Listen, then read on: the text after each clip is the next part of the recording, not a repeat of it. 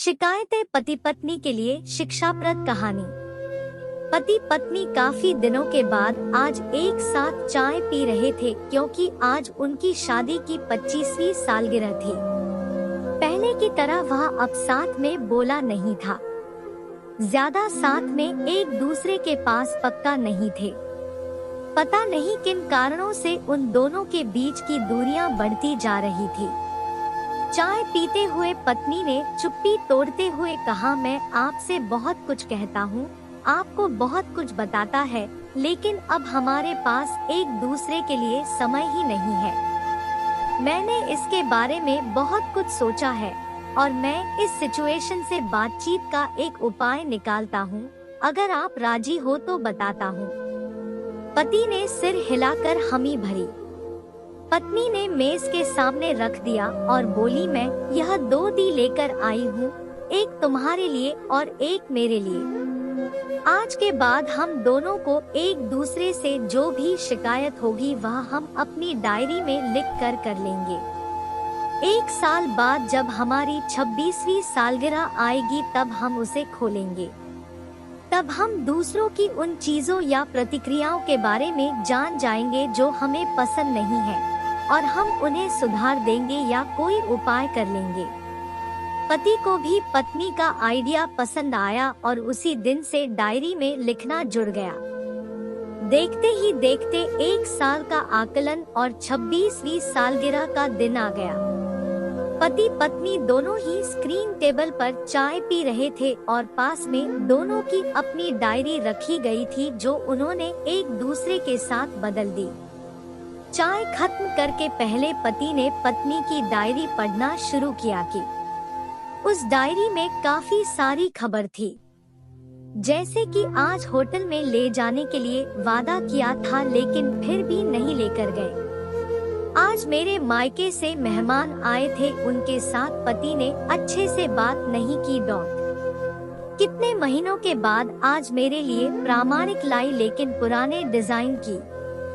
आज मेरे सीरियल देखने के समय पति ने चैनल बदलकर न्यूज चला दिया। आज रुके खाओ पर छोड़ दिया। ऐसी कई सारी खबर थी। डायरी को सामान पढ़ते पति की आंखों में आंसू आ गए। पति को काफी अफसोस हुआ। वो अपनी पत्नी से मुझसे बोला, इनके बारे में एहसास नहीं किया था, लेकिन अब मैं वादा करता हूँ कि ऐसी गलतियाँ मैं अब फिर से नहीं बांधता। अब पत्नी ने पति की डायरी खोली।